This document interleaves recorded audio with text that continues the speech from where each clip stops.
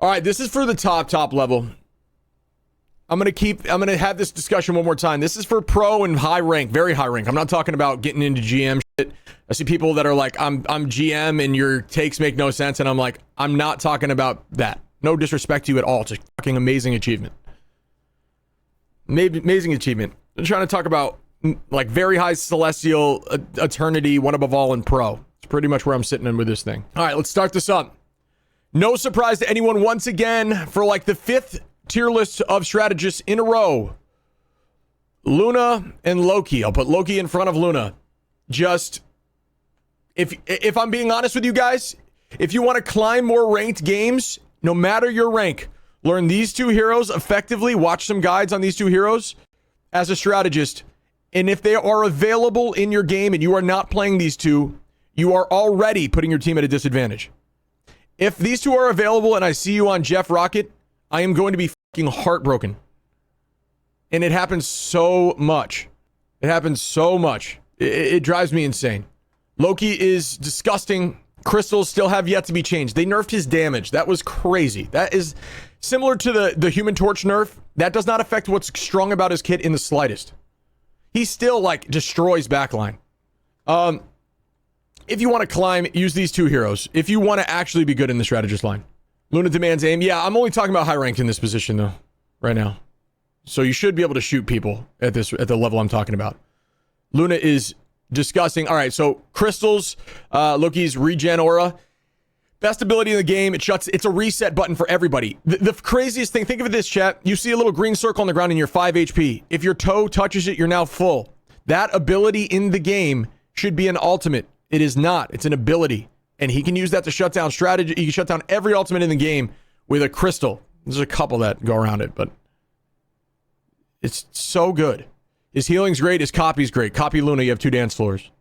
I think similar vein, Luna, so much damage output, so much good healing right now. Yeah, just a problem. Like her ult's the best ult in the game. Her clap, if you say I'm clapping, move forward and your whole team walks down an alleyway, that should be enough of a comp for your team to just send it. Clap is also wild. It bursts through everyone, has a massive hitbox, and it heals everybody. Allows you to play hyper aggro for, what is it, 7 seconds or some shit like that. Snowflake is great as well. Rotate your Snowflake to the people that need it. Put it on flyers and off-angle DPS. If you have a Psylocke, give it to your Psylocke. If you have a really good Phoenix that is off-angling, give it to your Phoenix so they can win their 1v1s easier. All right, I'm going to put in this one, Dagger and S. I think Cloak and Dagger are very strong right now as well. I think Terror Cloak has been slept on for a while. The pros kind of highlighted how good it is. Terror Cloak and Mantis damage boost, especially with like certain compositions, are really good. Damage boost comps, even with like Storm, are coming out of the woodwork in high rank and pro play. But it's not even that meta right now. I think that Cloak and Dagger are very strong. All right, this is where I'm going to be kind of held up a little bit because we need to have a conversation when I'm putting these in. I think there's a lot of A-tier strategists right now, and people are going to be a little tilted about what I'm about to say. But I think, and you need to hear me here, I would maybe even put Adam in S, but I'll probably put him in A right now. I think the team up with Luna is really good. I think Adam is not in a bad place right now. That ult's a lot better. I think we might see him in pro play. I'm going to put Adam in A. I think Adam is going to probably see pro play. I think that ult is significantly better. I think his healing turnaround is a lot faster now, and the pros don't miss. So people that play very strong hit scan are going to love the way that Adam is right now. I think that Ultron is in an incredibly strong state for triple. Do not run Ultron and duo strategists, especially if you're not great with him. He's really good into dive compositions as well. And he enables the flying compositions. He is like the anchor for flying compositions. He really is. If you give Ultron drone to a flyer, to a torch, to a really strong storm, even Iron Man, and you play around them, it's a problem. But, it's conditional, right? It's conditional to what I said. It's got to be enabled with those compositions. But I'm going to be saying that for a lot of these different strategists, because I'm not doing this as a, if you pick these in a standard composition only, because that's not how the game works.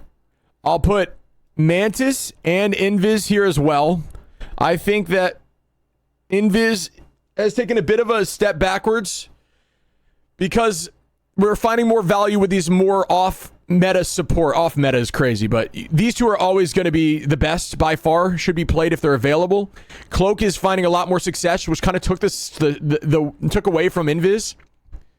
And I think that Adam and Ultron's more niche playstyles with the different team comps are overtaking Invis still. Invis wasn't really played much in the pro scene, like at all.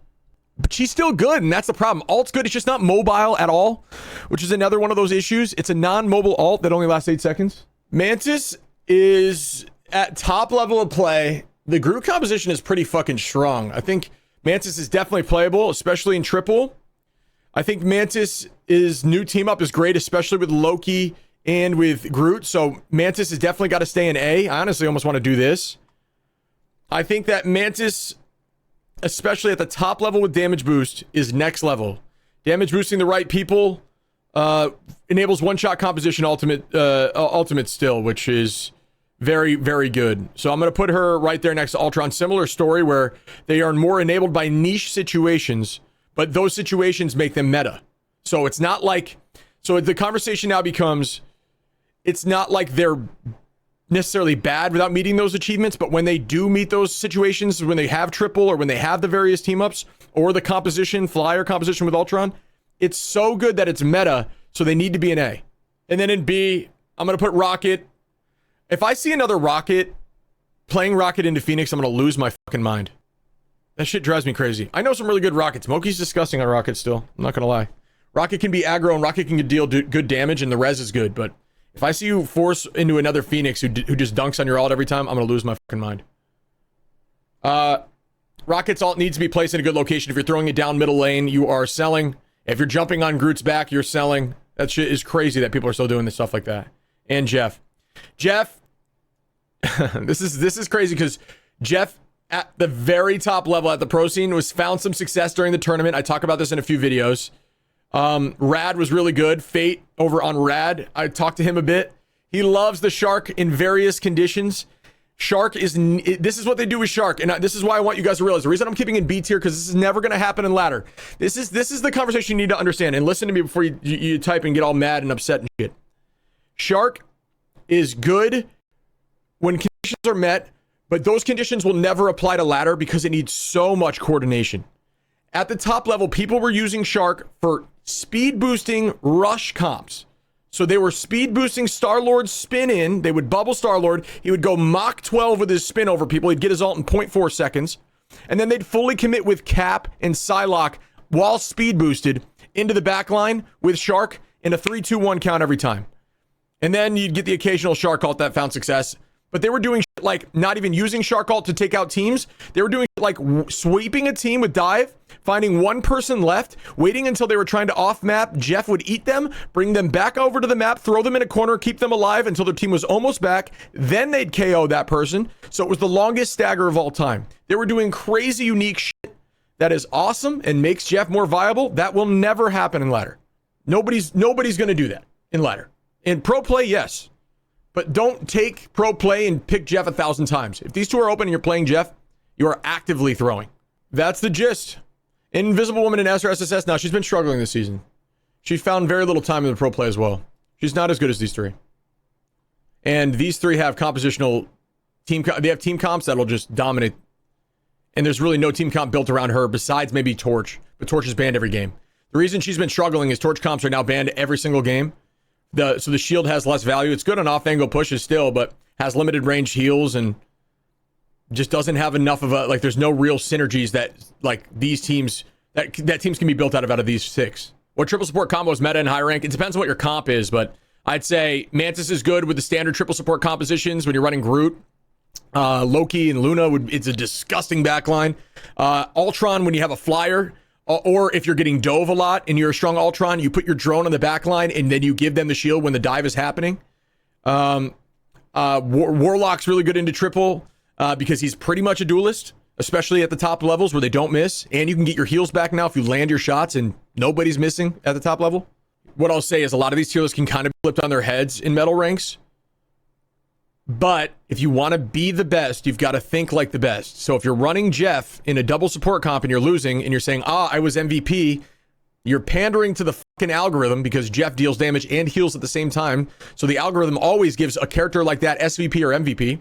Similar story to when I'm playing DPS and I go support. I'm always SVP or MVP because I dealt damage and healed. That does not mean you played the best. It means you dealt damage and healed. That's my strategist tier list. I'll post the Vanguard tier list and the strategist tier list